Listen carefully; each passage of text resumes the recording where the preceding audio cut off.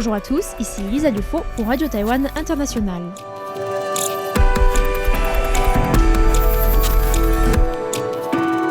C'est l'heure de la revue Asie-Pacifique, une sélection de sujets d'actualité alternée d'émissions thématiques sur l'Asie-Pacifique.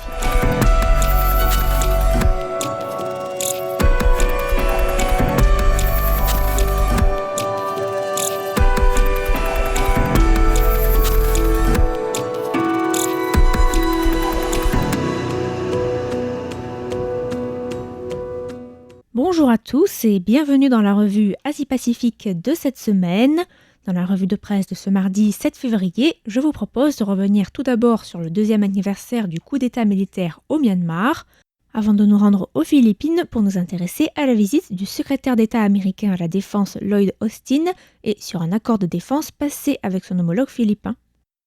Nous évoquerons également le passage remarqué d'un ballon chinois au-dessus de l'espace aérien américain, avant de revenir en Asie, à Hong Kong, où s'est ouvert hier le procès de 47 militants pro-démocratie sur la base de la loi de sécurité nationale.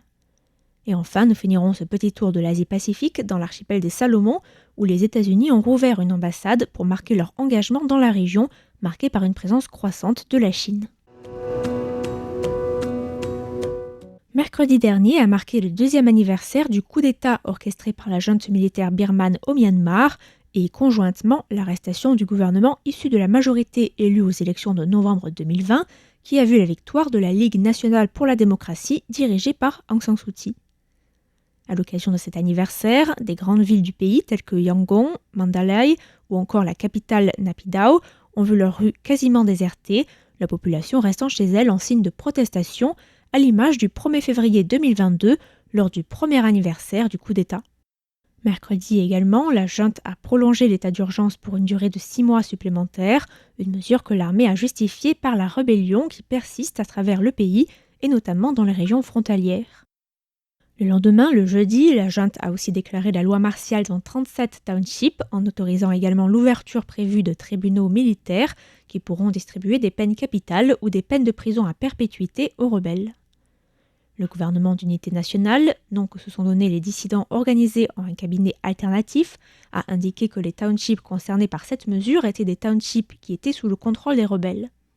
Ainsi, 11 des townships concernés se situent dans la région de Sagaing, dans le nord-ouest du pays, à la frontière indienne, une région mise à feu et à sang par l'armée au cours des derniers mois, avec des villages bombardés et incendiés et des massacres de civils. À la situation de guerre civile s'ajoute une crise économique avec une forte dévaluation du kyat, la monnaie nationale, qui a perdu, selon la Banque mondiale, 50% de sa valeur depuis le coup d'État d'il y a 2 ans. La région compte à elle seule près de 800 000 personnes déplacées depuis le coup d'État, soit 15% de la population totale birmane.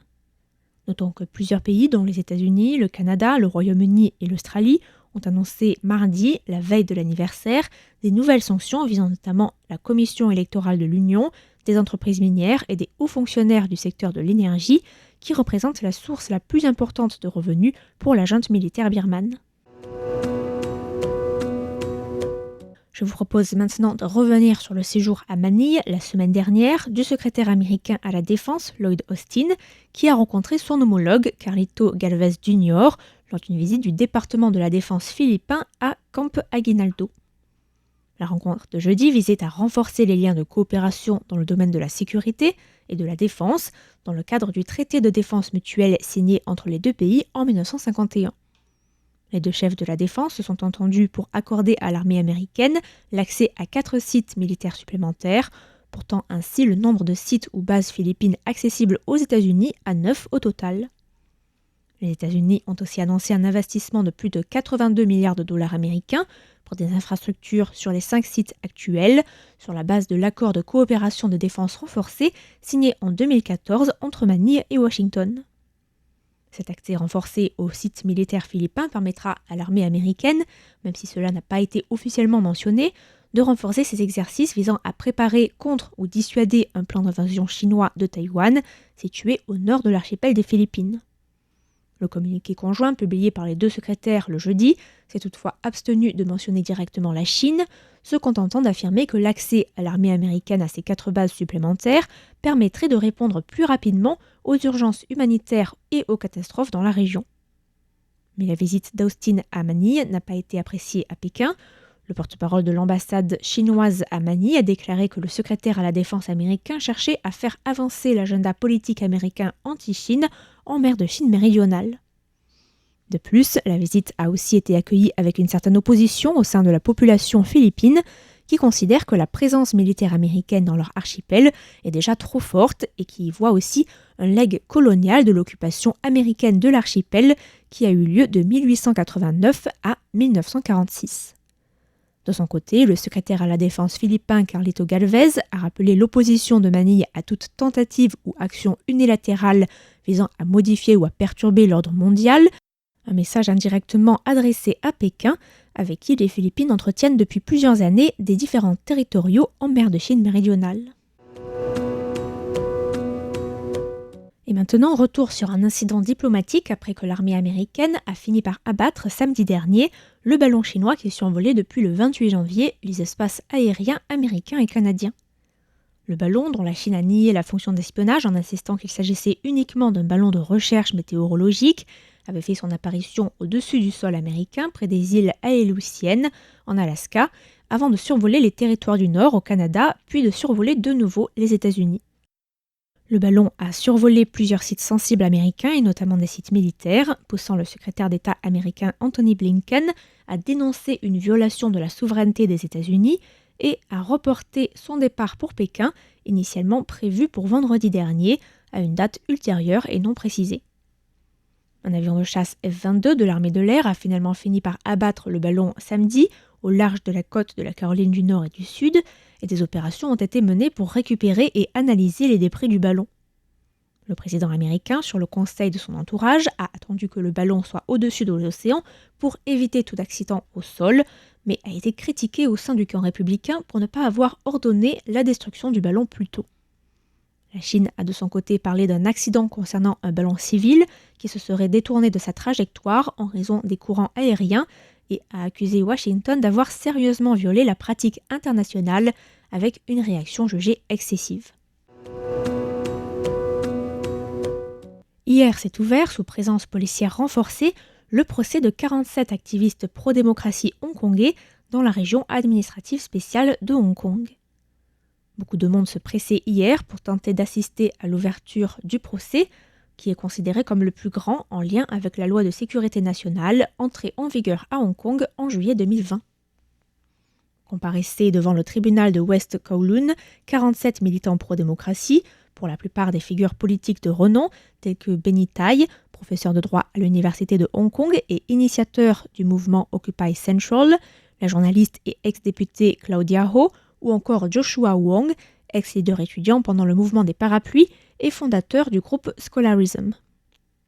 Tous sont poursuivis en lien avec l'organisation, en 2020, d'une primaire en vue des élections législatives à laquelle 610 000 Hongkongais avaient participé, soit environ un habitant sur 7. Une initiative jugée illégale par les autorités hongkongaises proches de Pékin qui y voient la preuve que le système électoral hongkongais doit être réformé. Les accusés, dont tous sauf 2 plaident non coupables, ont initialement été inculpés en février 2021 et risquent comme peine maximale la prison à perpétuité pour complot en vue de commettre un acte de subversion. La majorité d'entre eux, 34 sur 47, se sont vus refuser leur demande de libération sous caution et ont donc passé les 2 dernières années derrière les barreaux. Les procureurs ont déclaré hier que les accusés avaient comploté pour saboter le pouvoir d'État, avec comme but ultime de diviser le pays et d'obtenir l'indépendance grâce à des failles constitutionnelles. De l'autre côté, le procès a été vivement dénoncé par les organisations de protection des droits de l'homme, qui voient dans ce procès une volonté du gouvernement hongkongais d'écraser toute voix dissidente dans la région administrative spéciale. Les États-Unis ont ouvert une ambassade à Honiara, capitale des îles Salomon, après près de 30 ans de fermeture. L'inauguration de l'ambassade a eu lieu la semaine dernière après une première annonce faite en 2022, même si le département d'État a informé le gouvernement des Salomon de l'ouverture effective de l'ambassade le 27 janvier. Le communiqué de presse du département d'État précise que c'est Russell Como, déjà sur place depuis octobre 2021, qui continuera de servir en tant que chargé d'affaires par intérim. Le communiqué publié le 1er février et signé de la main d'Antony Blinken affirme que l'ouverture de l'ambassade, je cite, « souligne la force de notre engagement pour nos relations bilatérales, la population des Salomon et nos partenaires dans la région Indo-Pacifique ». Notons que la réouverture de l'ambassade a lieu dans un contexte de présence accrue de la Chine dans la région et témoigne donc de la volonté de Washington de contrer l'influence de Pékin dans le Pacifique et notamment dans l'archipel, qui entretient des liens forts avec la Chine depuis sa rupture diplomatique avec Taïwan en 2019.